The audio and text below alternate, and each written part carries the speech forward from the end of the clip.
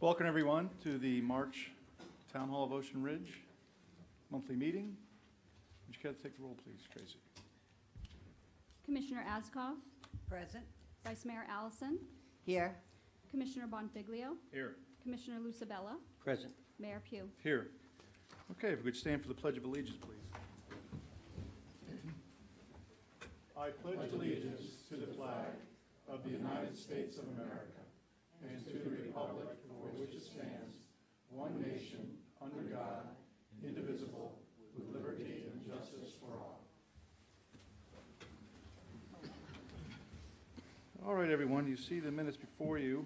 I believe there is a change. Tracy, you want to start with that, please? Yes, I'd like to propose a change to the special meeting Town Commission minutes of January 26th. On page 5, second paragraph, I'd like to strike the words, "A suggested solution is to move traffic one way from Anna Street southbound to Beachway Drive and move vehicles from the south town limits northbound one way to Beachway Drive, with all vehicles exiting one way westbound to Beachway Drive," and add the words, "He stated that if we were going to look at a one-way solution, probably the only one-way solution would be to move traffic south and north one way to Beachway Drive and then out with an island there." Okay. Anything else? Any additions? No. I'd like to make one to the end of the agenda as a comment.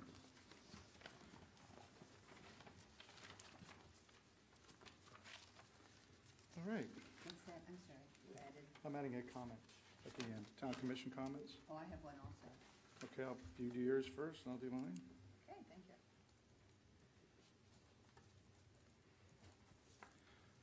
All righty, anything else? Do we need a motion to adopt the consent agenda since there's been an amendment to the minutes? Yeah, well, you would do it all at the same time. Yeah, okay. I move to adopt the consent agenda and the minutes of the special town meeting as amended. I second it. Seconded motion, any other discussion? Hearing none, all those in favor signify by saying aye. Aye. Motion carries. Thank you. All right, moving on to our announcements and proclamations. The 2016 municipal election is right around the corner on March 15th. One commission seat is open for a 3-year term, and the qualified candidates are Vice Mayor Lynn Allison and Steve Cos. Good luck. Public comment. Public comment on anything that you want to talk about, unless it's something you want to talk about that is inside the agenda. Then you can wait until that time to speak at that point. Yes, sir. Yes, sir. No, you have to name and address for the record, please. My name is Peter McMullen. I live in Turtle Beach.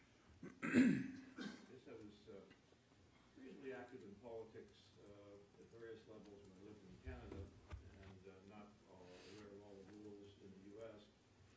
But I did ask our association president if I could put up a couple of signs for Lynn at Turtle Beach. Put 2 signs up, they disappeared. Another 2 signs went up, they disappeared. Now we have one up, and as of 5 minutes ago, it's still there. But I just don't understand how all these signs are disappearing, and is this kind of part of the elections in the U.S.? And to me, it's a little disappointing. I'm not sure. Does anybody running into this problem, or is it just me? And what's the sort of stance from the council on this? Chief, would like to answer that? Please? It's not really a council, it's the town ordinance. I've been working with the 2 candidates together to address the issues that are associated with placement of signs, removal of signs, locations of signs in accordance with statutes. Some of the signs that have been reported as moved have been done so because they were placed in inappropriate locations. Those signs that we get reports of being taken, we attempt to determine if there's any way we can find out who is responsible for it, and if we can, we will follow up as it is a criminal matter. Unfortunately, a lot of the signs are placed in places that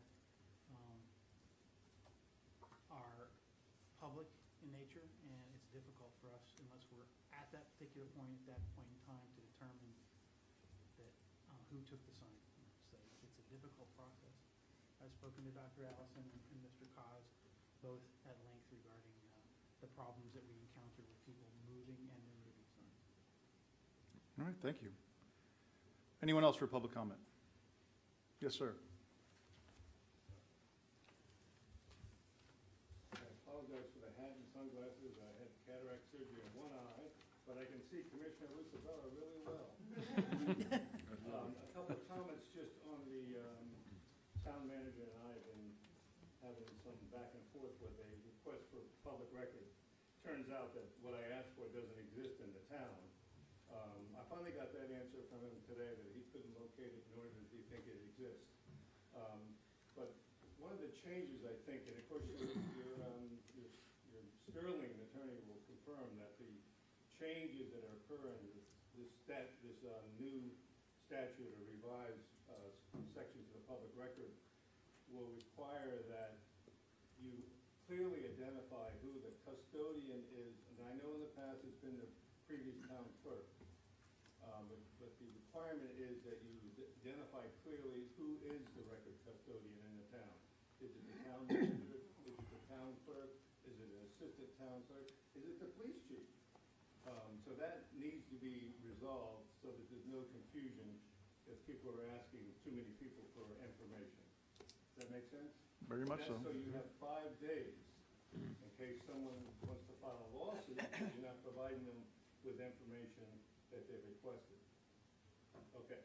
The other couple of comments is that I note also that Jamie Titcomb is meeting with the City of Boynton Beach city manager, which is a wonderful thing. I know that went on sporadically in the past, but you know, we have this very adversarial relationship with the City of Boynton, based on some of the comments by some of the residents, by some of the commission members. You have lots of things that you depend on besides food, gasoline, and restaurants with the City of Boynton Beach, one of which is emergency and fire service and your water service. In case you don't know, that contract is coming up for cancellation or termination. They have not said that they're gonna, they allow us now to pay rates the same as the residents of Boynton Beach. They haven't said they're gonna add a 20% administrative fee or a surcharge. But if you don't have a good relationship with them, guess what? You might be surprised when that contract comes back. It's a 30-year contract, by the way, for water service. And you have this service for emergency and fire service that needs to be really dealt with smoothly. Because even though you think you're gonna put 2 buildings along the coast, that may not happen. In fact, in my opinion, I don't think it will ever happen. It's gonna be too costly, and you won't be able to fund it, neither will the other municipalities. The other thing I wanted to comment on is the January 26th minutes of the special town meeting, commission meeting, which was ended, and after I sat down, I was attacked by Commissioner Lucibella. Now, I don't appreciate that. Anyone who lives in this town as a resident has a right to come up here and talk about issues in the town, and that was an issue of expenditure of public funds. And he accused me of being mean-spirited because I brought it up, because I was trying to protect the inappropriate use of public funds. Now, I don't appreciate that. Now, he's probably gonna comment as soon as I sit down, instead of doing it while I'm standing up here. I don't call all of you individually and attack you personally. I don't say he's a crazy person and is taking the town down the sewer because of some of the crazy ideas people are trying to do to the town, right? But I can say that now, because it's related to the town. Is that your public comment? That's it. You want Thank to you. comment while you're, you want to respond while you're standing, Mr. Brown? If you want to, I'll be happy to. well, that means I can respond back, right? Let's not have a debate, though. This shouldn't be a debate. It's as simple as this. The town manager the town attorney told you quite clearly that you were incorrect. You were wrong. Well, that's his opinion. No, And then he's, responds but, as a but, lawyer. but until such, court of law. excuse me, When is your I'm turn? talking now. You had your turn, your chance. respond. No, it's my turn. The town attorney who represents this town and has a law degree made it clear that this is a home rule town. You're wrong. If we wanted to give Miss Hansack a private party, we had every right to do so. I had a right I'm not finished. to say what I said. You had every right to say what you said, and I had every right to call it mean-spirited, and I did. And you have a lot So of I don't call know it why we anything have a else problem. mean-spirited. I have So- no problem with what you said. So You we should have both- no problem with my response. People Thank think you. you're a lunatic and gonna ruin Thank the you. town. That's fine. Thank you. That's fine. Anybody else for public comment? Yes, ma'am.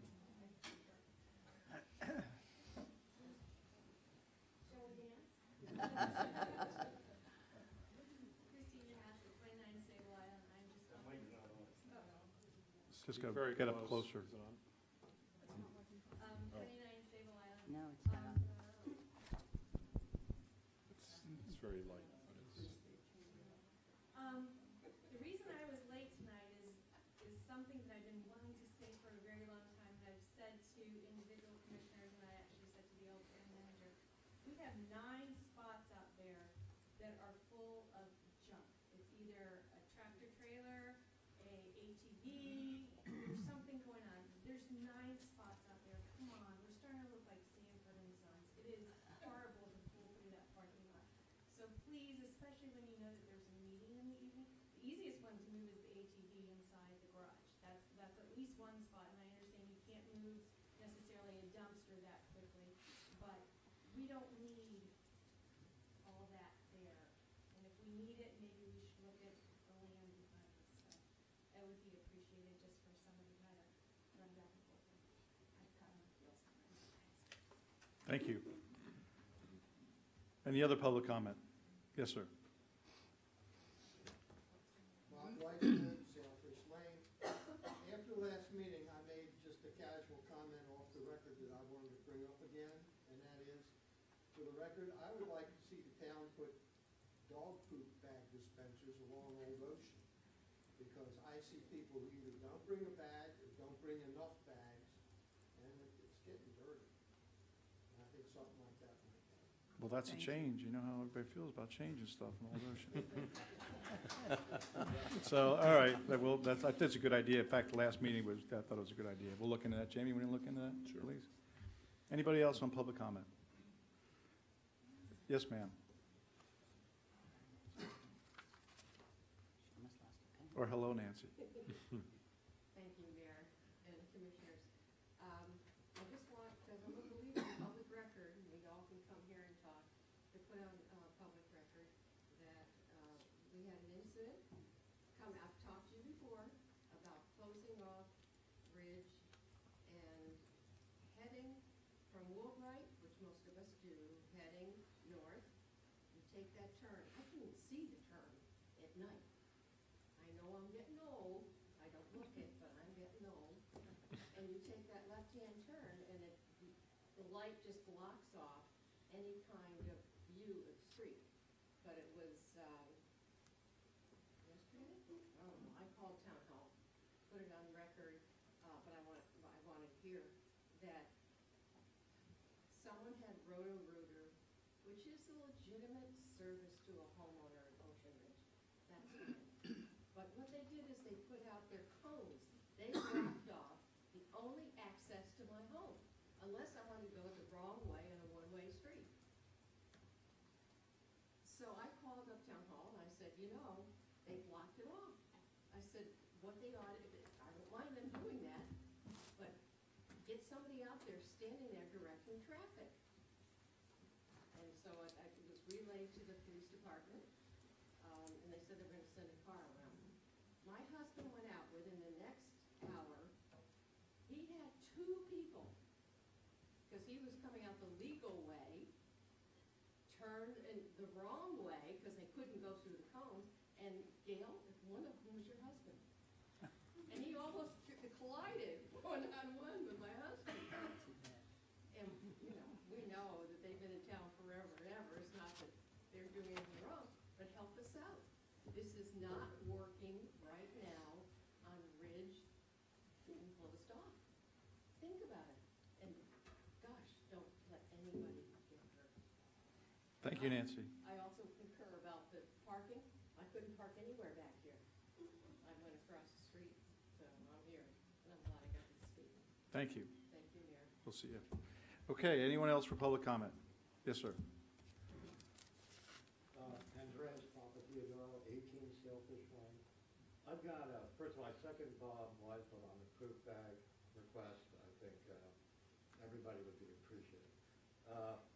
Two questions regarding the election behavior that Peter started with. One is, there was a kind of strange Coastal Star editorial that made some commentary that our town commission would be running into a legal problem with the state that occurred in Boca some time ago. I hope the commissioners can respond to that. That's obviously not in the town's interest. Secondly, I'm just curious, because I don't know the legalities of it, but it's been noted by a lot of people in town that all four of the commissioners have signs for the candidate against the other sitting commissioner. My question is on objectivity of the commission regarding elections. I don't know the rule. I think it would be fair for everybody if you explain to us how four commissioners have signs for one candidate, but not for the other. Thank you. Thank you. Any other public comment? All right, hearing none, we'll move on to the public hearings. Tracy, you want to read the first one? An application submitted by Everlast Realty LLC, a Massachusetts limited liability company, and John Loring, Mark Loring, James Loring, and Mayanne Seibold as successors, co-trustees of the Sunshine Estate Trust, 23 Brigham Road, Worcester, Mass., and 94 Island Drive South, Ocean Ridge, Florida, requesting a public hearing regarding the provisions of the Land Development Code at Chapter 64 zoning, Article 5, subdivisions, Section 64-100 through 64-105, pertaining to replatting requirements. The applicants are requesting to replat 3 single-family lots into 3 new reconfigured single-family lots. All 3 lots will meet the zoning requirements for the residential single-family district. The 3 properties are comprised of A, Lot 92, and a portion of Lot 93, and B, the remaining portion of Lot 93 and Lot 94 in the McCormick Mile Addition Number 1 subdivision, or 92-94 Island Drive South. The request will also require a release of unity of title and release of recorded easements. Good evening, James Valorano, Dave Pigney, Chapin, Valorano, and Cheslak, 1201 George Bush Boulevard, counsel for petitioner applicants. We're here this evening to follow up on a planning and zoning approval for the replatting of 3 existing residential lots to 3 reconfigured residential lots. You should have in front of you a updated narrative which incorporates staff comments, and I think that digests exactly what it is that we have presenting. I'm here in the matter of economy of time to answer any questions that you may have. If you'd like to, I can go through the narrative. If you have it in front of you, your choice. Is there any questions for the gentleman in front of us? It looks like being in this thing that was in front of us for so long, I think we've digested it pretty well. Mayor, I would point out, it's been in front of us for so long because there were a number of mostly technical issues that needed to be dealt with, having to do with easements, relocation of easements. There's also, they needed to get a variance from the health department, which took a little bit of time. I can tell you that a good amount of time was put in by the town manager, the town engineer, and myself working with Mr. Valorano and his client, particularly with the town engineer, making sure that all of the necessary engineering, easements, health and welfare issues were dealt with. Mr. Pepe couldn't be here tonight, but I wanted to acknowledge all the work she put into it. When you're dealing with platting, if they meet all of the platting requirements, generally it's a ministerial obligation on your part to grant it. The staff's position is they do meet the requirements. This does involve the release of unity of title, but you'll see in your backup that there are 9 conditions that they would have to meet, even after the replat is filed, but 9 conditions they would have to meet before we would release or come back to you for the, well, depends on how you want to deal with it. The engineer would review each of these requests and determine that they've met them. At that point, the unity of title can be released. Obviously, it's something that the mayor signs. So she'll be the one that they will have to report to and indicate that they have completed all of these items. Thank you, Ken. We're also appreciative of the diligence of staff. If we do have technical questions, we do have a technical team here, we have engineers and surveyor here as well. Thank you. Thank you.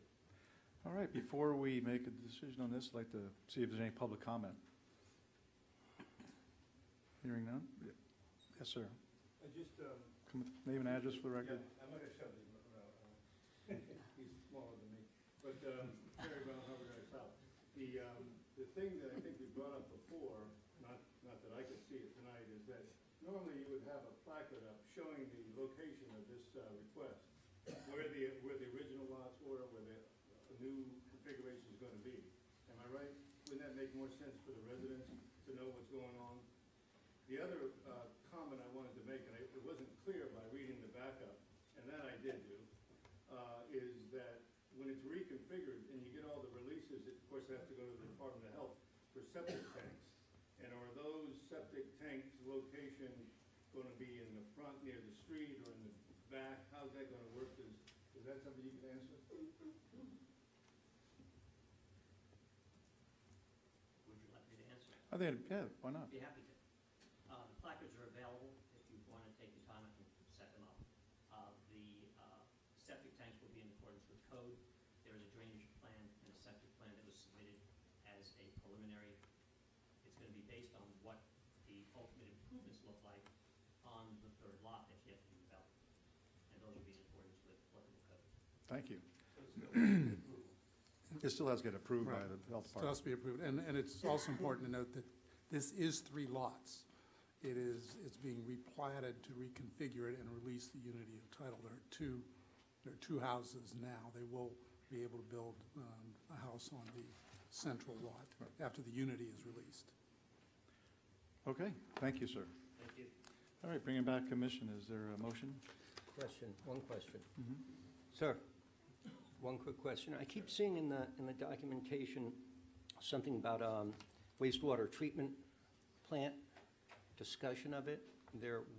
How does that fit into the whole plan? In some of the backup material, we've seen that. Joe, can you help me there? I'll see you for that. Help us both. Good evening, Mr. Mayor, Commissioner. Joe Pike, Enviro Design Associates. I am the engineer on the job. I'm not sure specifically which verbiage you're speaking to. We don't have any wastewater treatment plant. They will be individual septic systems. It will be individual. Correct. The 2 lots have them right now, and if or when the third one is developed, then we would develop a separate plan for it, and of course, the health department would at that time. I think the health department, don't they refer to septic tanks as individual wastewater treatment? That may be where I saw The that. on-site treatment system will Yeah, it says Okay. I on-site think that's what it Fine, said. fine. wastewater. Fine. That's the individual septic. Okay. Thank you. Thank you. Pleasure, thank you. Okay, back to the commission. I make a motion to approve the replat as set forth in the March 7, 2016 agenda memo item number 5, contingent on engineer approval for the unity of title and relocation of the encroachments on Lot 93 to Lot 94. I'll second. There's a motion and a second. Any other discussion? Hearing none, all those in favor signify by saying aye. Aye. Motion carries. Thank you. All right, Tracy, moving on to number 6. An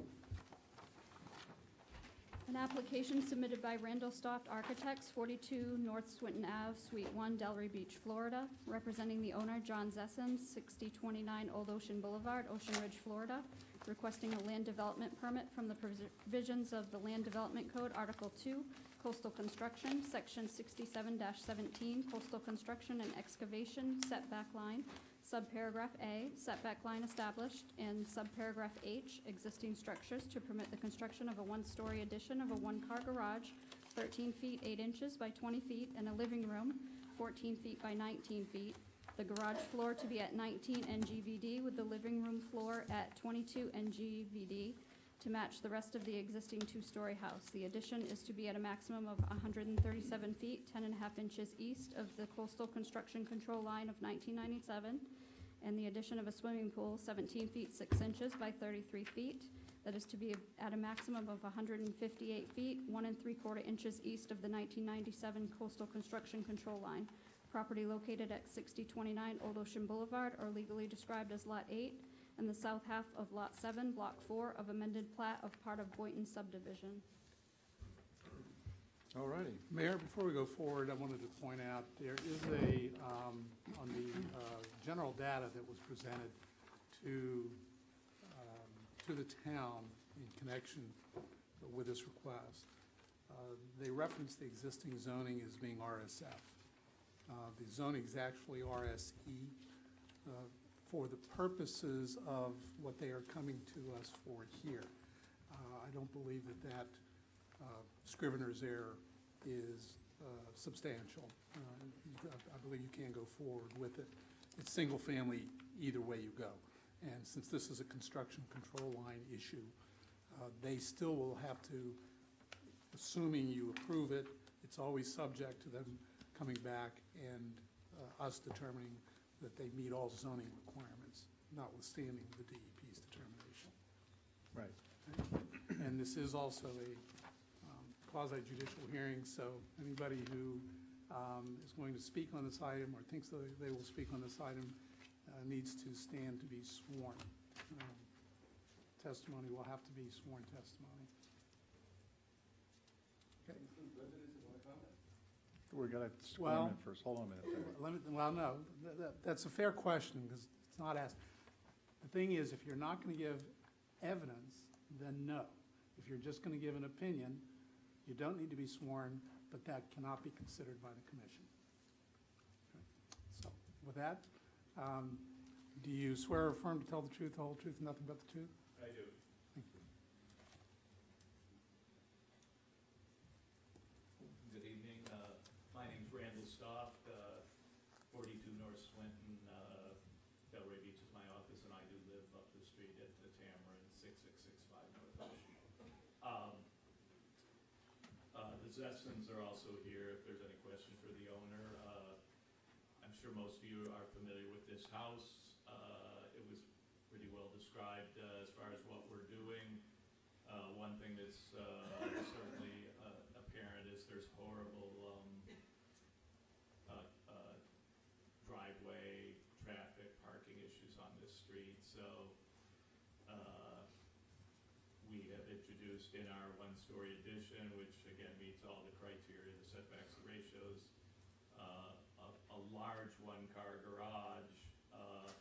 If you were kind enough to give us the old setback of 10 feet, we could get a two-car garage, which every other house on the street is, regardless.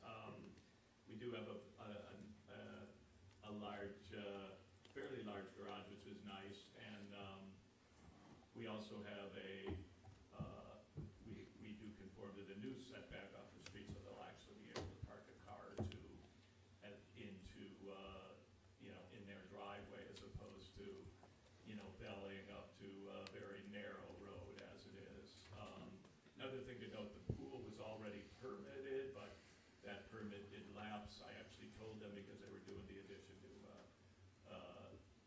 wait till we have everything so we can show you it simultaneously, which you have in front of you, although the pool didn't change. And like I said, it's a one-story addition. We are doing some cleaning up of the facade, squaring up some windows, but essentially the massing is staying very simple and very nice the way it is. But I'll answer any questions you have. Any questions for Randy? No. All right, anybody want to hear? Thank you, Randy. Hear a motion? Public comments. Public comment, well, we're going to do public comment after, but public comment. Come on up. This is not evidence, I don't think, but it will, as a comment, it will change the character of the street and the neighborhood to have that additional structure. And I know that they meet, the application is meeting the requirement, but I wanted to point that out, that it will change the look of that little teeny small street in sometimes you just can't do anything about that, that's the way it has to happen.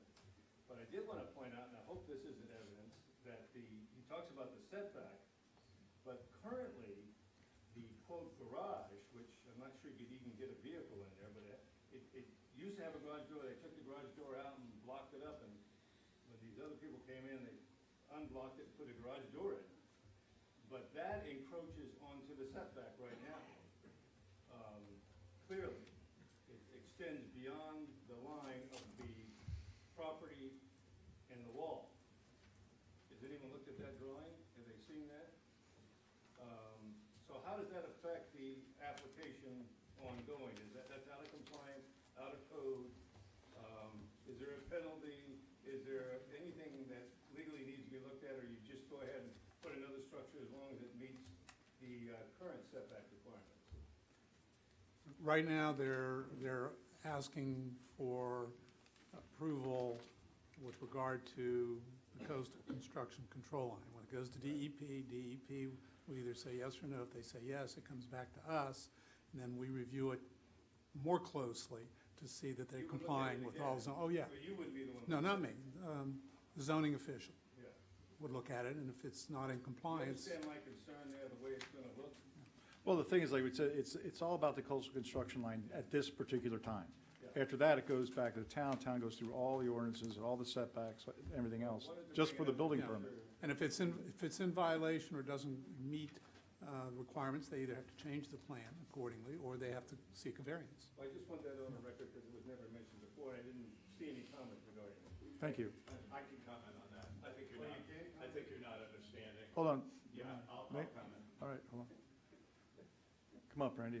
Name and address for the record. There is an existing. Name and address for the record, sorry. Yeah, there's an existing. No, gas you gotta do house. your name and address Oh, for the record. Randall Architects, 42 North Swinton Avenue, Delray Beach.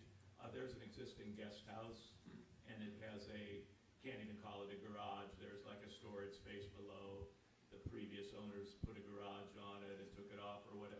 We're not sure over history, but we're not touching that structure. We cannot make it more non-conforming, but it definitely can stay as it is. The new structure completely conforms to the structure. Thank you. Again, though, we're only approving the coastal construction line at this time.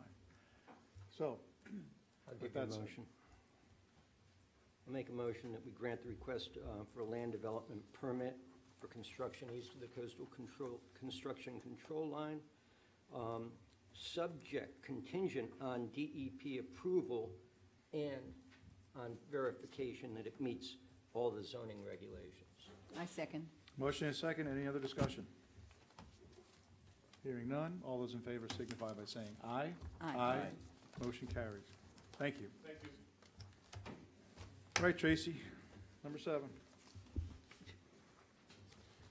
An application submitted by Mark T. Pulte of Mark Timothy Incorporated, 41 Southeast Fifth Street, Boca Raton, Florida, representing the owner, Donna M. Sotillo, trustee, Ocean Ridge, 6161 North Ocean LLC, 6605 South Dixie Highway, Suite 200, West Palm Beach, Florida, requesting a land development permit from the provisions of the Land Development Code, Article 2, Coastal Construction, Section 67-17, Coastal Construction and Excavation Setback Line, Subparagraph A, setback line established, and Subparagraph H, existing structures to permit the construction of a new 2-story residence with a 4-car garage with the furthest extension of the structure at approximately 173 feet 10 inches east of the coastal construction control line.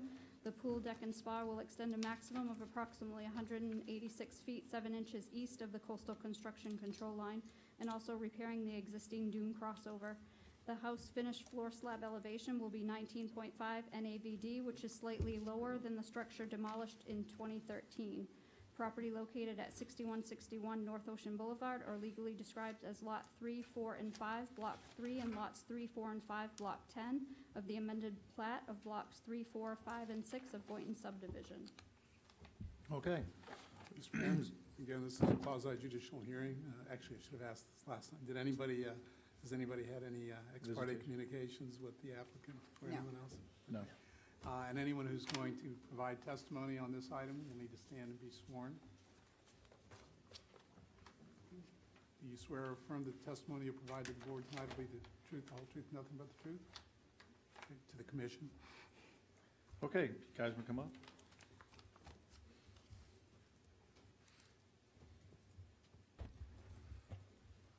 Good evening, Benjamin Schreier, Affinity Architects at 6100 Broken Sound Parkway in Boca Raton, Florida. I first want to say thank you very much to the town and to the staff of Ocean Ridge, which was very helpful in the process of reviewing the drawings and making sure that we met all the. They can't hear. Speak up for us. First one is the microphone on?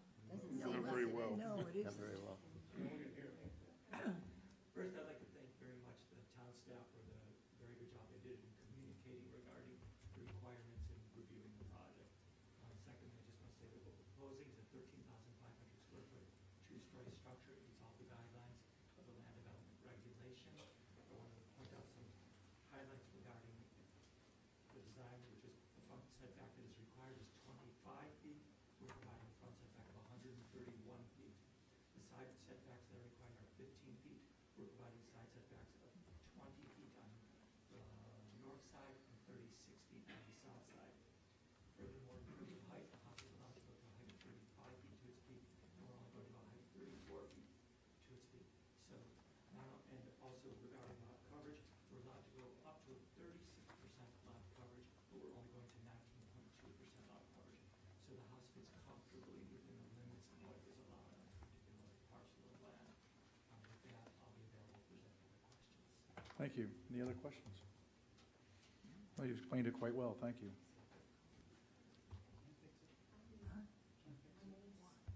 Okay. Public comment? Is there any public comment regarding this? Okay, hearing none, back to the commission. Is there a motion? I move that we approve the applicant's request for 6161 North Ocean Boulevard as set forth in March 7, 2016 agenda memo item number 7, contingent on DEP approval and meeting all the zoning and building requirements on actual building permit submittal and review. I'll second. The motion is second. Any other discussion? Hearing none, all those in favor signify by saying aye. Aye. Motion carries. Thank you. Beautiful house. Wow, big. Big house. All right, moving on to our regular agenda, we'll start with the reports from the town manager. Thank you, Mr. Mayor. I submitted a written report in your backup as usual. I'll just hit on the highlights in brevity of time. As I've mentioned to most of you, I've started some quasi-regular meetings with the city manager of Boynton. I think it was brought up in public comment earlier, to open the dialogue and make sure we're communicating well between our two towns, especially on issues that have been of concern to the residents. New development issues, access issues, traffic issues, utilities, et cetera. Also in that light, we just recently met last week with the Boynton Utilities Department and have ongoing, very positive, active conversations going on with them about various items before the town. So I would just report to you that the dialogue between the city of Boynton Beach and the town of Ocean Ridge is going very well, and we have very cordial relations with them at this time. We've pledged to each other to notify each other should something come up that is a particular challenge to either community. We also met with our town auditor, who will be bringing the town's audit, I believe, forward next month. But we met for the purpose of assuring that the town is pursuing best practices in the ways we go about process and doing things, and that was very helpful.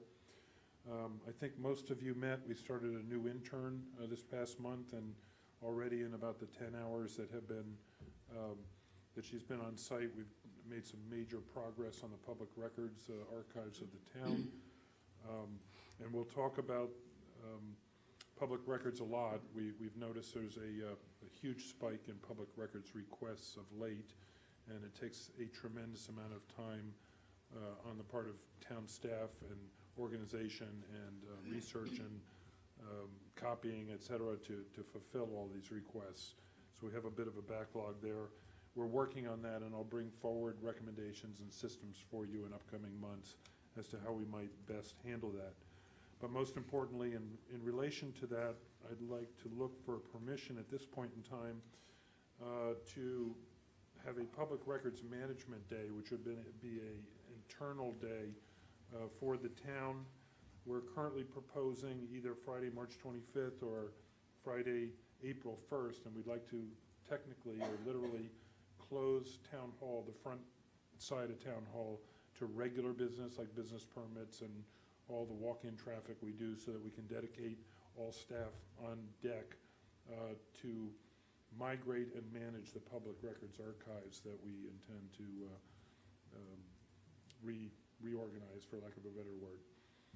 So because that has an impact on the town and the town residents and processing regular daily town business, I wanted to bring that request to the town commission and see if there's consensus to allow us to close the front half of Town Hall on one of those days to complete that project internally. Do you need a vote, or do we need just consensus? Just consensus. Just consensus. Consensus would be That's fine fine. if, Just one other point, what I would like to see, as long as we're talking about records management, I would like to see the town electronically scan all these documents and get some sort of system in place so that we don't have to spend a whole lot of time going through paper records. And maybe you can take it upon yourself to start getting quotes from, because I know there are archivers, I have that in my business, that'll actually go through your files and scan them, save them, catalog them, and the upfront cost might be a large lump sum, but I think it'll save us a great amount of money in the long term for I agree. archive document retrieval. I couldn't agree more. We're going to have to do this. We're gonna have to. Weren't you looking into that? yeah, I actually am, and, you know, I don't want to get the cart ahead of the horse. We will bring that back as a formal proposal to you a few months down the road here. We have to RFP that service because there are multiple providers, and the ultimate threshold of cost to the town will be above signatory threshold and be ongoing. So I'll need your specific legislative action on that. There's a couple of things of interest. One, for example, our town engineers are already digitally scanning most plans that they review for us, and yet we don't require developers to submit their packages electronically, and yet all the drawings you look at and all the parts and pieces that go into this are all being produced either through CAD or computer programs, so that digital information is easy to obtain if we make it part of the policies of the town to take it in as we go, which will ultimately facilitate digital archives in the long run. Since our engineers scan that and have dedicated people to do that, we might be able to include them on helping us build that part of the archive. And then we'll talk to companies directly that will do bulk archive digital scanning so that we get to that place where we can search all town records by computer versus manually in old boxes and storehouses. Wouldn't the requirement to make people submit plans in digital form or disk form electronically, wouldn't that take an amendment to the code? I believe it will. So why don't we have our attorney, either outgoing or incoming attorney, work, whichever one it is. Oh, I guarantee it'll be incoming. All right. I see him sitting there. That's a good idea. Job number one, Get a jump on drafting it. an ordinance requiring all the plans to be submitted to the town in paper and electronic form. Are we going to need paper form? Well, We'll still need paper and. I'd ask for both, without a doubt. So, And it's going to take a timeline to actually migrate from one to the other successfully, so I think you want that duplicity for the foreseeable future. do we have the computer archival capacity to handle? Because I can imagine that's probably going to be a large electronic I file. would suspect not yet. We have the capacity, but the systems have to go hand in hand with the adopted methodology of doing all this, so it's all compatible. So we're also, There's a lot of moving parts to it. yeah, we're going to need some software improvements to our computer system and maybe additional storage capacity for the computers. Correct, and then there's replication of that, whether we do it by cloud or do it on our own drives or however. There's a lot of IT pieces to this. There's the actual process of scanning and storing the documents themselves, and then there's the organizational factor, both in the historical documents we have as well as new incoming information and how we configure accepting that. Storage space is cheap. My bigger concern is that council will have to probably figure out formats for how you want to select this, because you don't want to have somebody bringing you CAD, then you need a CAD system. Somebody else is bringing you PDFs, and somebody else is bringing you TIFs and like that and the like. If it's feasible to require it all be in PDF format, you pretty much got it made, but I don't know if that works with the size, with these size documents or not.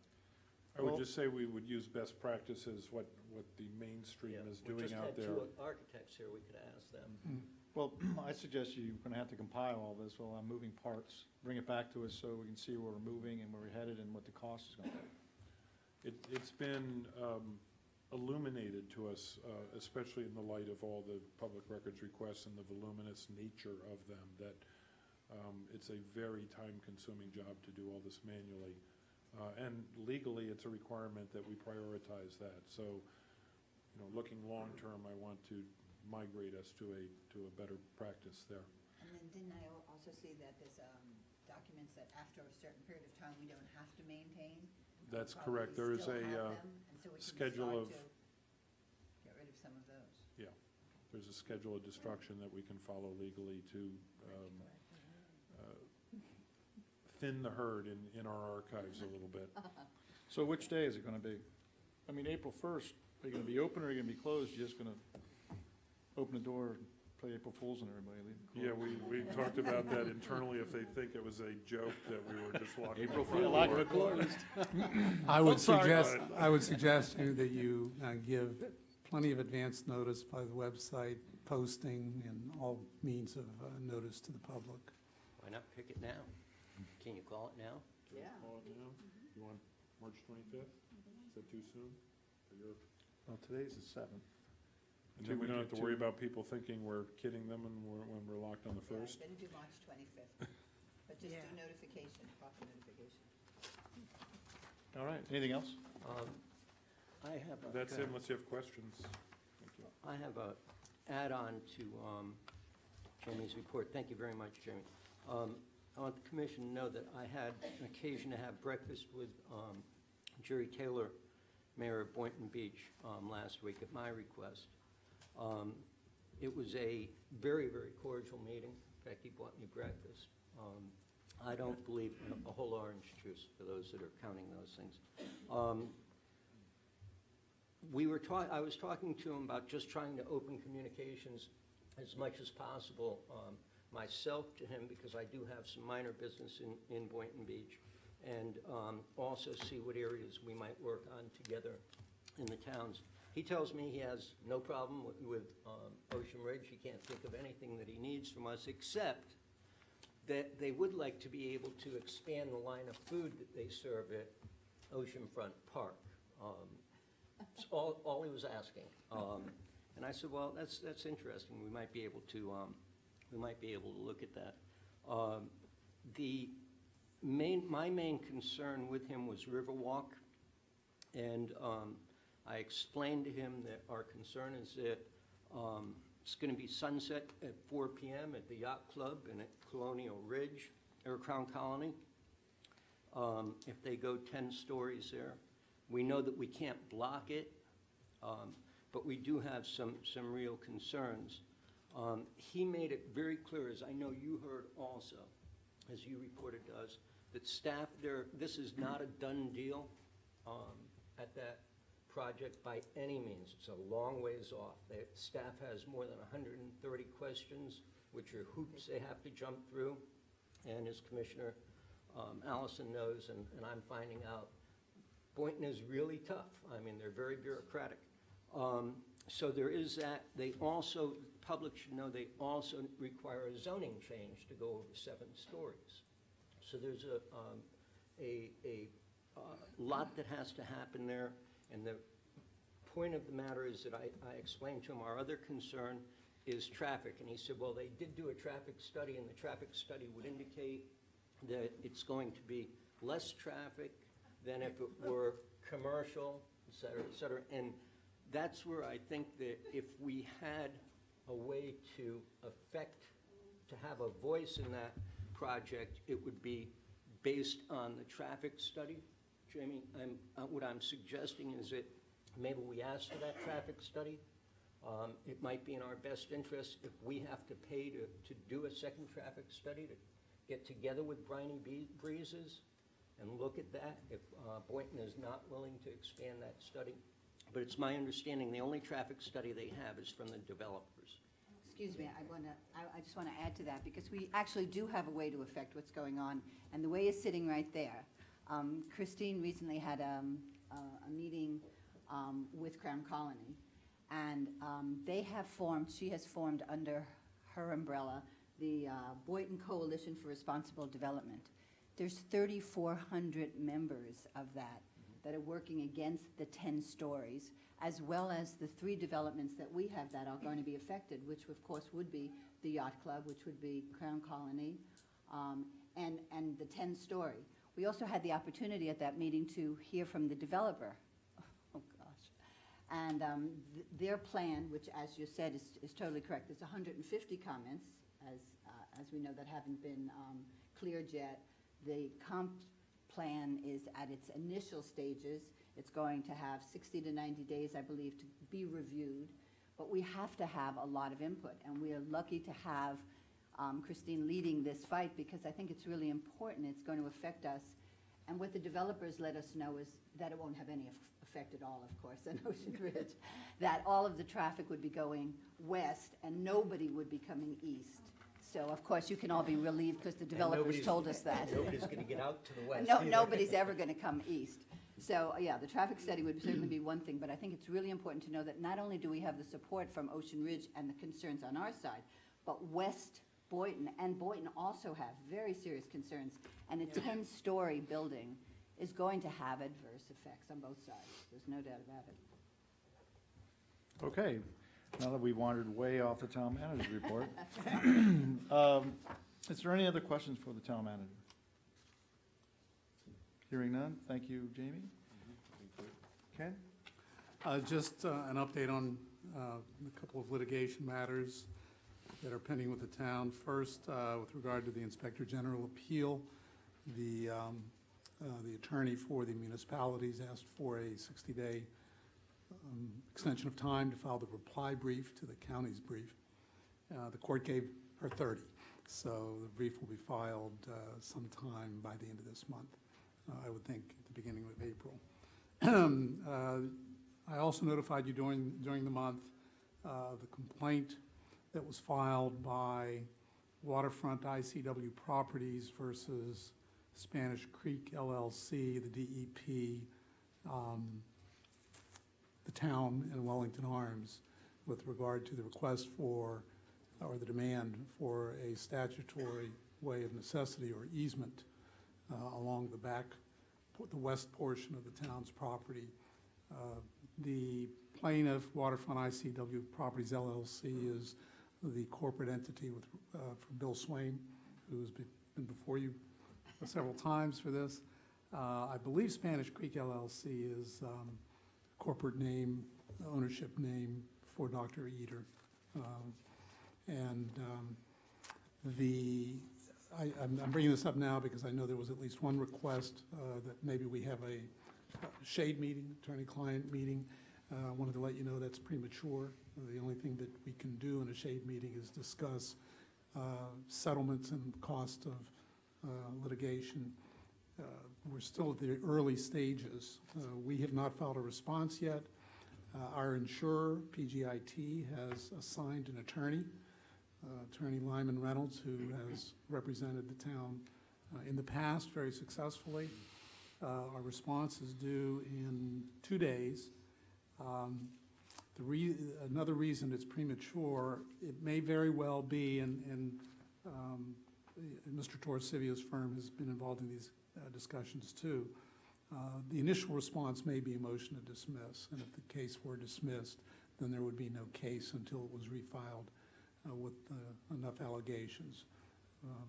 But there's no action that's needed on your part. The attorneys will make the determination on what kind of pleading to file, and when and if And of course, you know, the attorney will be giving you a monthly report on it, and when and if the time comes for a shade meeting, it'll be requested of you. Okay, Any questions on that? thank you. No?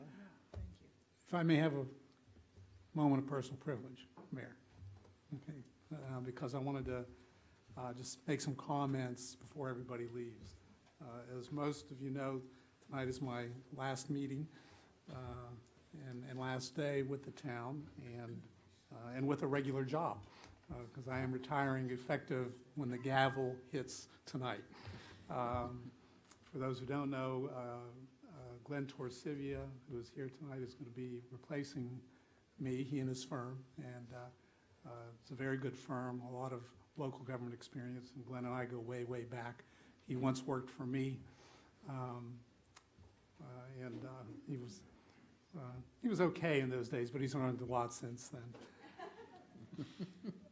I wanted to say something about Ocean Ridge. You know, I've been practicing law for 41 years, and in the governmental realm, everywhere from the federal level, state, county, local, and I've seen good government, and I've seen very bad government. I've prosecuted bad government. I've been an elected official at the county level, and over the last 15 years, done a lot of local government work, not just here as town attorney, but throughout the state of Florida. The firm I worked for and I was a partner in represents cities, special districts, counties all over the state. Think about, at last count, about 150 of them. And I've been involved in a lot of that. I want you to know that from my perspective, working here has been an absolute pleasure. This is a small town, and as you heard from Jamie's report today, there are a lot of systematic changes that need to be made. Small towns tend to resist that. They have a good way, they have their way of doing things, and it works. And it has worked here, and it's worked very, very well. You all are lucky people. You live in a really nice town, and for the most part, people are nice to each other. You have your dust-ups, you have your battles, but I'm going to tell you something. Compared to other cities, and you read about them right here in Palm Beach County. I don't have to give examples going beyond the borders of Palm Beach County. You have a great group of people, both citizens and commissioners and staff, who are all working, sometimes at odds with each other, but with the right attitude to make this stay a wonderful place to live. And it's been not only my pleasure, but my privilege to serve you, commissioners and the residents of the town for these last 17 years. Thank you. Thank you.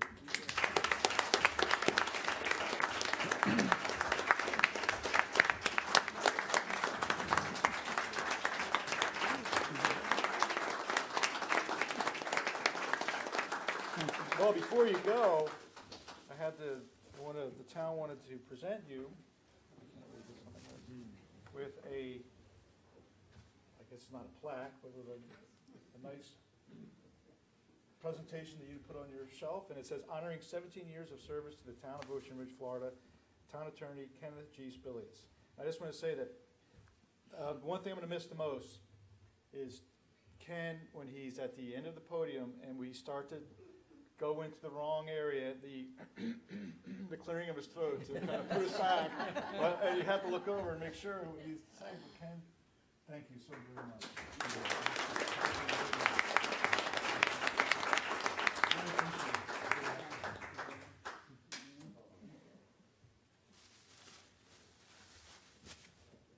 I hear you have something, huh, Glenn? I couldn't bring a rocking chair, because I couldn't carry it.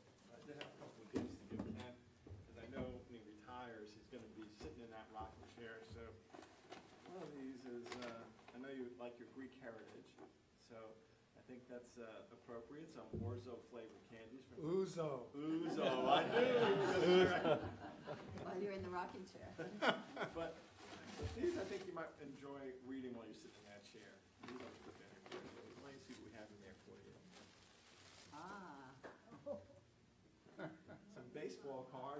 One of Pittsburgh Pirates is paying me as Yankee fan to go fire.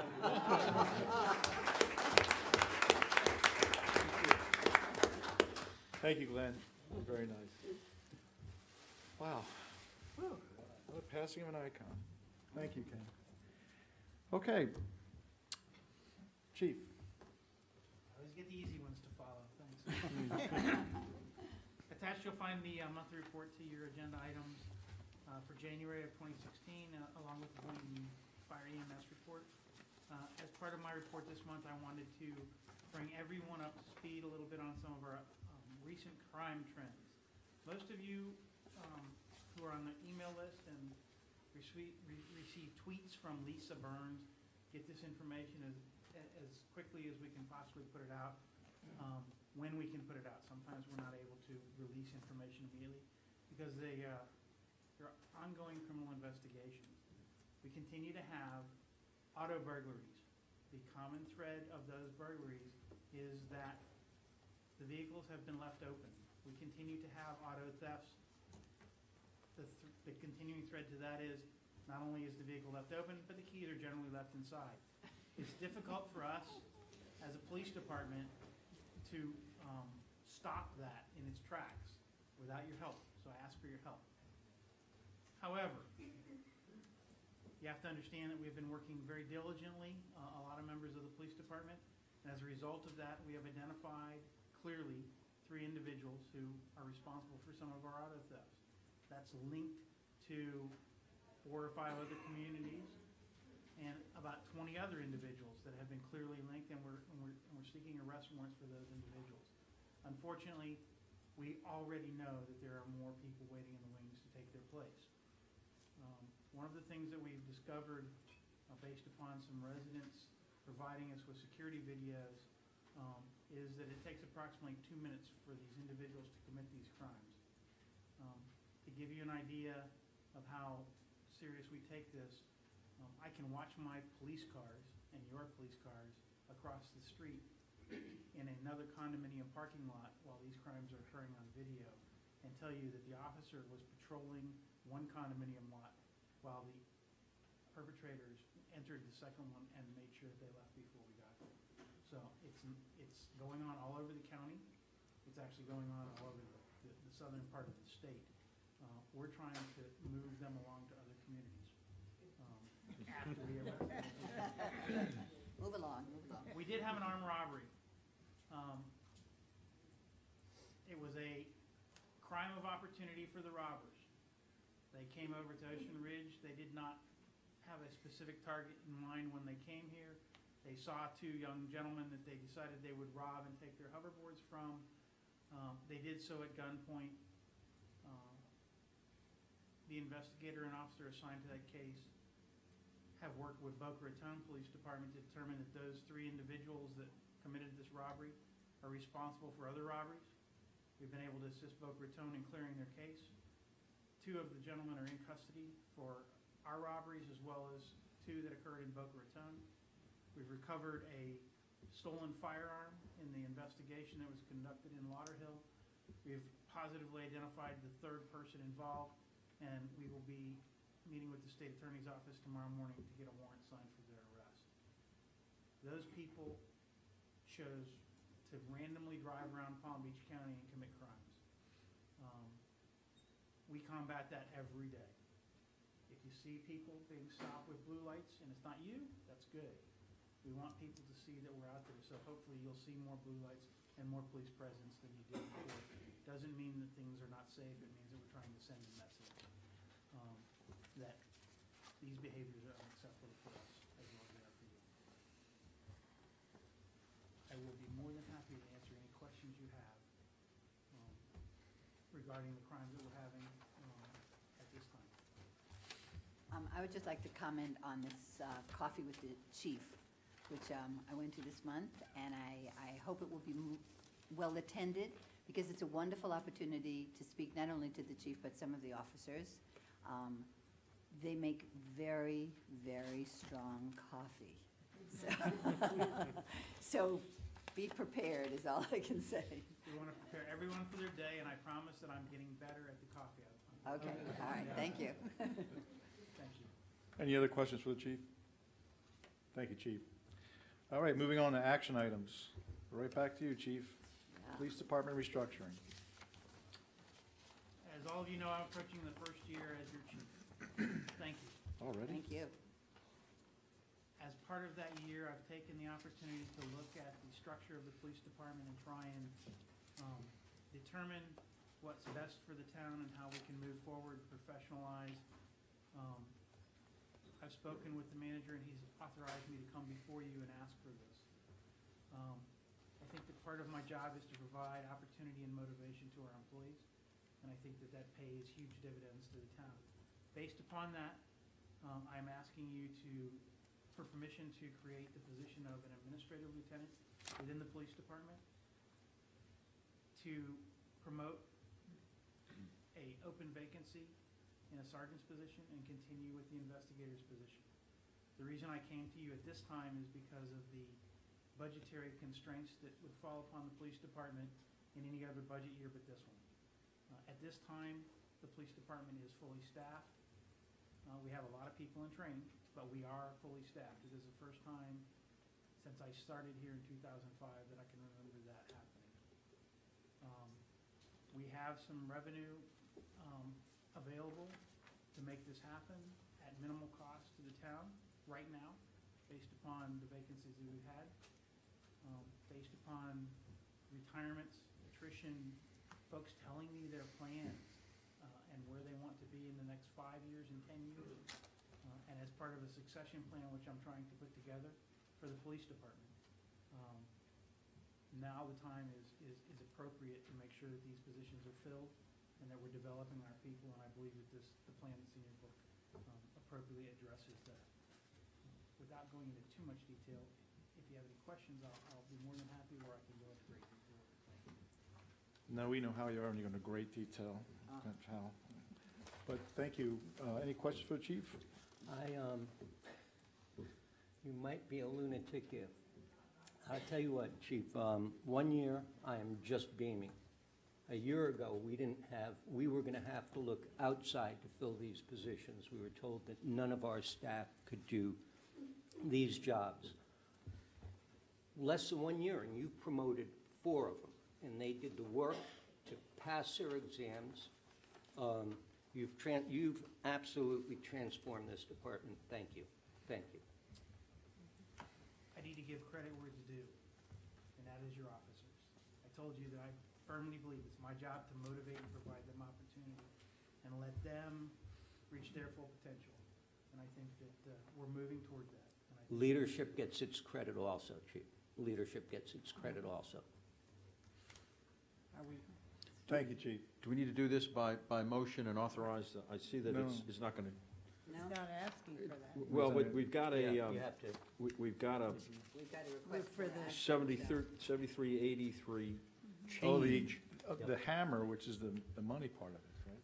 Right. I would request official action because it requires think it needs- reconfiguration in the current budget as well as the future commitment we're making as a result of these changes. So let me do this. I move that we create the position of administrative lieutenant within the agency. Right. I move that we approve the promotion of 1 officer to fill the existing open sergeant position of platoon 2 day shift, and fill the position of investigator. And I include in that motion, I guess we just have to change the allocation of those funds, 'cause it's already budgeted, right? We Right. change the allocation of $7,383 to effect these changes within the police force. I second. There's a motion and a second. Any other discussion?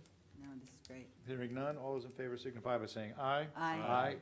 Motion carries. Thank you, chief.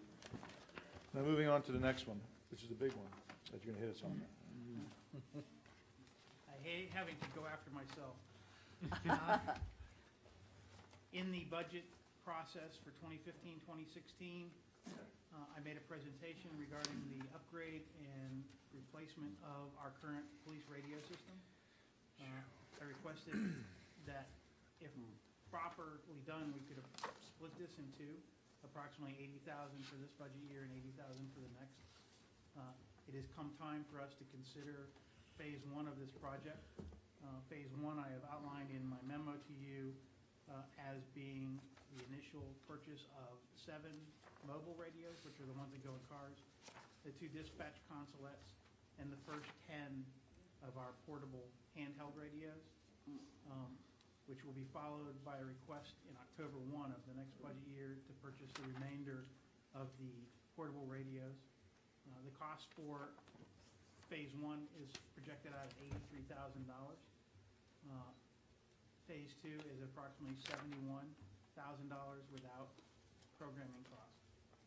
I still believe that the project will come in under budget. This is a project that is required due to the age of our radios and the fact that we are a member subscriber of the Palm Beach County radio system, as well as some federal mandates for interoperability and narrow banding of radio frequencies and all kinds of technical things that I rely on Officer Rosenberg to help me with. We've done our research. Palm Beach County has gone out, did a lengthy RFQ and RFP process to determine that Motorola was in fact the vendor of choice, both for being able to provide what the county and we would require, as well as cost-wise. They are a sole source vendor in this project. It would continue our relationship with Palm Beach County, which has given us excellent service over the past 12 years. And it would be a seamless transition for the officers as well as everyone involved with the radio system. We're able to leverage the county radio system to the advantage of Ocean Ridge in that we don't have to provide radio towers, and they affect a lot of our repairs for us gratis because we are a subscriber member of their organization. I'd like to ask for $83,000 to be allotted for going forward with this project so that we can begin purchasing the radios and equipment necessary to begin our initial phase. Part of the reason why I'm not going to ask you for all of it is I believe that we need to phase this in if it's all possible to make sure that our transition is seamless and not just turning one system off and turning another on. We want to be able to test somewhat to make sure that everything that we're doing is absolutely going to work for us along with Palm Beach County and every other agency. I've been informed that Motorola has offered a trade-in value for our old radios. At the end of our purchase agreement, and when we get done, so there's a possibility that the town will get some of its funds back, or be reimbursed for some of its funds from Motorola for switching over. They want to keep their radios from going onto the open market, obviously, that we have. In addition, I've been encouraged by the progress with the City of Boynton Beach's radio system. It's my understanding that they have just signed a deal with Motorola to come onto a similar situation, which will allow us better interoperability with fire department, police department, food man on this one. Okay. Okay. Any questions for? You're going to hate me, yeah. Yeah, go ahead, shoot. Chief, most of this I hope I can get short answers on. Is the current equipment interoperable with the county? It is interoperable with Palm Beach County, yes it is. Is it interoperable with Boynton Beach? It has limited interoperability with Boynton. We do not have full interoperability based upon their system. That's what I'm getting to. I'm trying to get an understanding. So it isn't that there's been a technological change. Our hardware is worn out, and we're on old revisions. Are we still is it still a trunked system? It is a trunked radio system. Many years ago, they changed from a truly just trunked system to a computer-managed trunking system. Correct. It allows them to use less frequencies and does Automatically computer polling, so it swaps them? switches between 10 frequencies instead of 100. Okay. And it manages that because technology has advanced to allow it to happen. And now you're getting right to where I'm going. And where is the equipment housed that does that switching? It's at the county. Palm Beach County maintains that equipment. It is in various places throughout the county and actually various places throughout South Florida to expand the network. And if somebody took that, and the reason I asked this question, I think I mentioned this before, we did as an amateur radio person myself, we did an exercise with the county. And we got to the EOC and realized that they didn't have any gas for their generator, for the backup generator. We've seen with the Boston bombing, we saw it in New Orleans, certainly. We saw with a number of different cases where these trunk systems they can get overloaded, let me put it that way, in a major event, or they can go down in some cases. So my question to you, my last question is, besides needing this equipment, is there anything in place where your officers can communicate with each other if somebody pulled the plug on the switching system? We do have, and Officer Rosenberg is in the back, willing to answer any questions if you need. Oh, is he? We do have the ability of direct line of sight communication with this when the system, the main trunking system fails, so that we don't lose complete communication.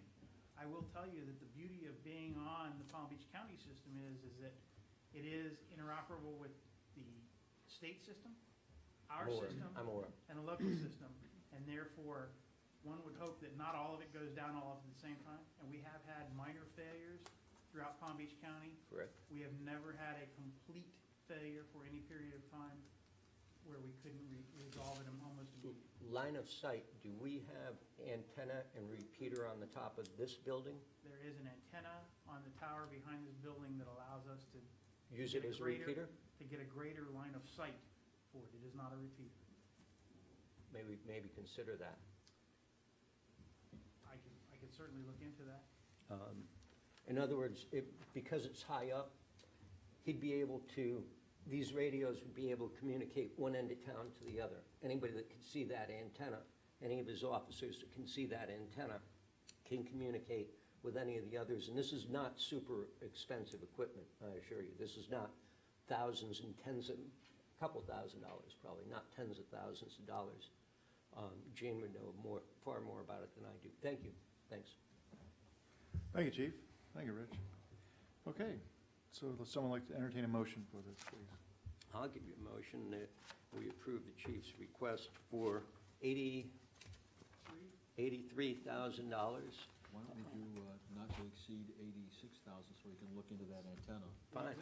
The exact, if I figured it correctly, is $83,858. I will take that, not to exceed 86,000. Don't buy yourself an ice cream cone, chief.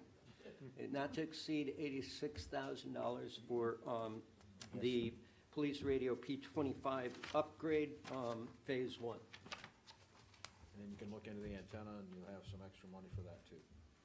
I second that. Motion and second. Any other discussion? Hearing none. All those in favor signify by saying aye. Aye. Motion carries. Thank you, Chief. All right, Jamie. Community Champions contract renewal. You need to write a contract.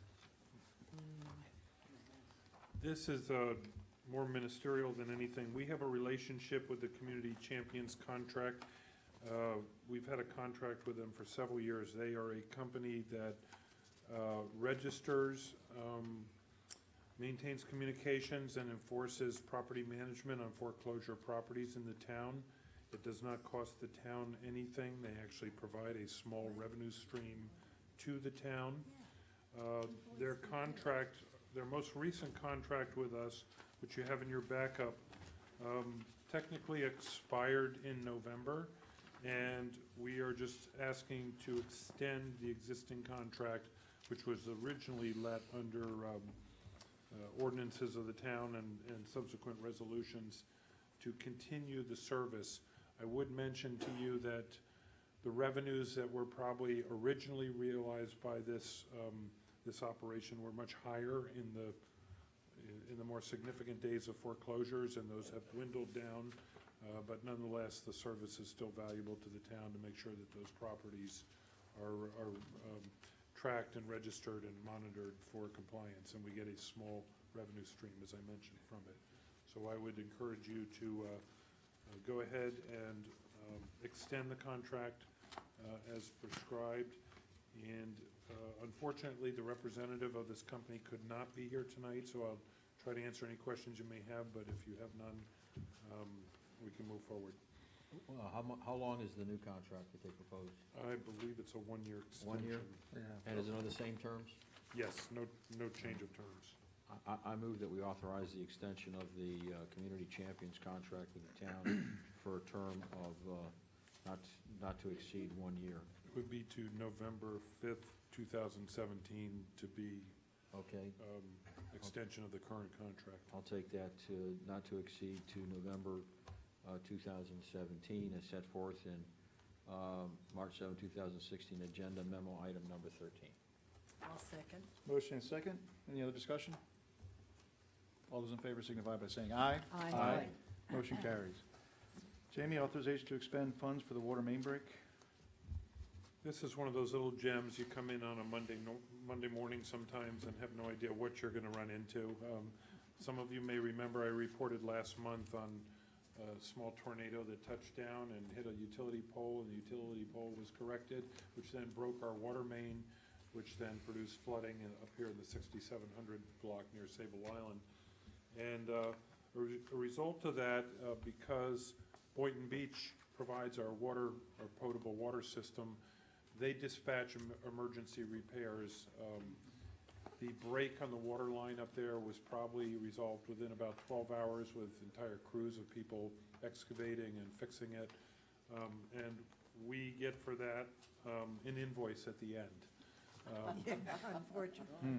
So we received an invoice from More ways than Line Tech, one which in is the the contractual infrastructure repair company, both for us and Boynton Water Utilities.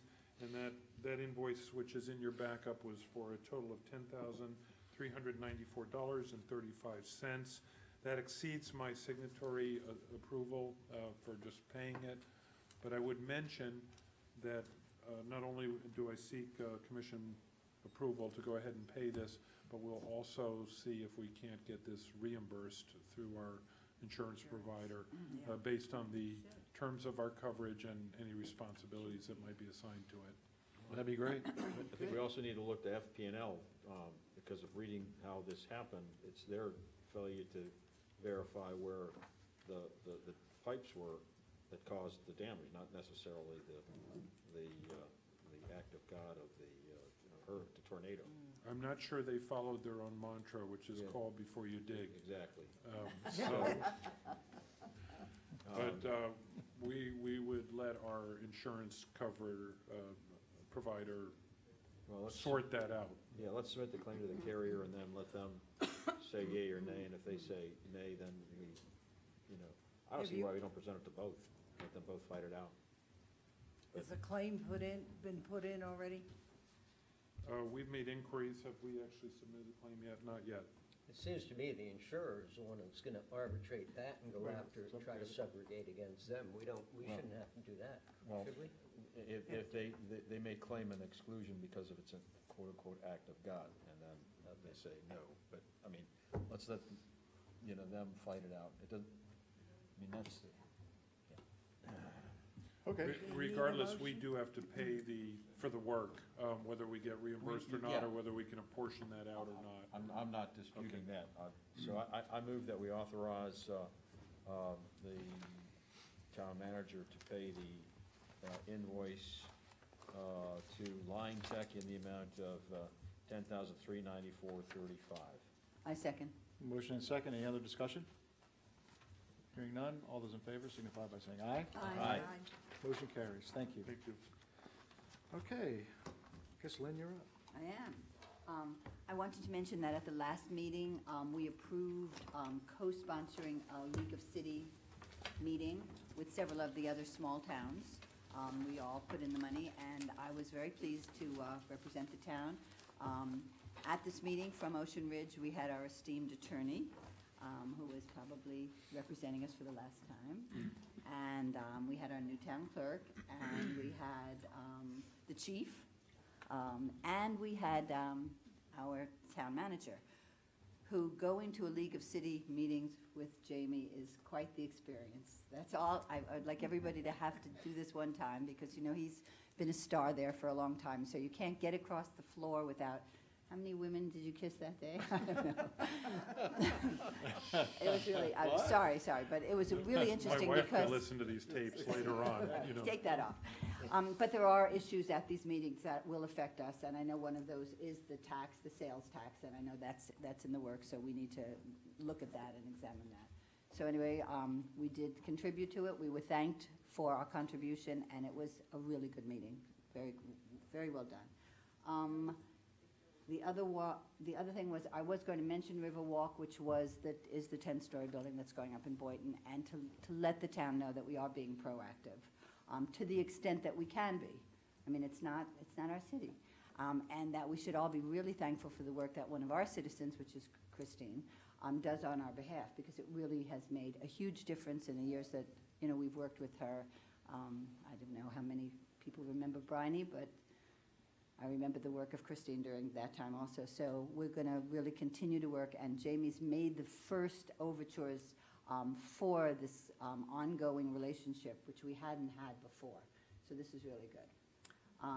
And then, of course, everybody knows we have an election next week, and on that score, I just wanted to say that I think the town, I've been doing this for 12 years, and it's so nice to see that we have a nucleus of people that come to every meeting, regardless of if their particular issue or not is being dealt with. There are a lot of people that come for certain things that reflect the town issues, but I think that the participation has been really excellent, and I just encourage everybody to remember to vote next Tuesday. That's all. Thank you. All right, well, I just had a couple items. The first one, I didn't see Nancy in here today, Nancy Flynn. We had art in Town Hall. We did. And last week, and it's really impressive, and the rest of the pictures. And I want to thank her and the staff for a really impressive preview of all the paintings. I think you have some of the best ones in your office, though. You need to bring them out. They're judging them by the Norton. Well, and the last thing is that I have to have a rebuttal to the article that was in the Coastal Star, because I found it personally to be insulting to not only this town, but to myself. And the reason being, it picked apart a lot of things in this town that, or it accused this town of, there was 4 or 5 items in there. And those items I'd like to address. And the first one was a 5-0 vote. Now, a 5-0 vote, we were just, if you listen to this meeting, every vote we just had was a 5-0 vote. So it doesn't make any sense that we're this cabal, which to me is, that is one of the most personally infuriating, because, with a mortgage, a wife, kids in college, business to run, who's got time to be planning and plotting regarding Ocean Ridge? And the other thing, it also is in violation of the Sunshine Law, and for the $100 I get paid, I don't think I'm going to break the law. So I just find that, again, personally insulting, and to paint this commission with a broad brush like that was just wrong. The other part that really bothered me the most was then that said that the town commission should start listening to people's opinions and how they feel about things. Well, I believe the last 3 years, the public comment portion of this town meeting has been tenfold better it's been in any other time in the last 13 or 14 years I've been up here. And I believe the fact that the town being open and transparent, what would you call a workshop where this was probably the second largest attendance since we've had a new town hall? Is that not open? Is that not listening to people's opinions? Is that not being government that has the people involved in the government? And to say that that's not, and we're not listening, is just unbelievable to me to even put that in print. Now, I believe everybody has an opinion, and that person has their opinion. My opinion is that was wrong to paint this commission like that. And lastly, I just want to clear up the one thing about Old Ocean, because that's bothering me too, because you hear all the scuttlebutt when you're walking around town. In fact, this town has a mobile rumor mill factory, because everybody's walking around, it only tells you one thing, and then over here tells you another thing. By the time it gets all the way back, you know how that game played when you're in school. But it was abundantly apparent at the last workshop, nobody wanted to change Old Ocean. And there are no plans that I have, that I know, that we have with the town manager, anything else, to change anything on Old Ocean. Except, let's see, everybody says, I don't want to change anything. However, I wouldn't mind a couple more stop signs. Wouldn't mind some dog bags. I wouldn't mind some speed humps. So there is a change, but there's nothing is going to change on Old Ocean. So I just want to kind of kill that rumor right now. And lastly, you know, even though you're a commissioner or you're the mayor of the town, you're still a citizen of this town. And then you still have the right to choose whomever you feel like to vote for. And to have someone give you this kind of repercussion because of somebody you may want to choose is wrong. It's wrong about the way this country's about. And I don't think that, you know, because I might look differently than other person's opinion and this other's a person's opinion, but to come out and basically say that have a type of conspiracy is downright, in my opinion, disgusting. And with that, I'm going to say thank you, Town of Ocean Ridge. And I also want to say thank you, Ken, because you really have been almost like a mentor. I just want to say thank you again so much because I learned a lot with you. I learned a lot how to speak in front of people. So thank you again, and meeting adjourned.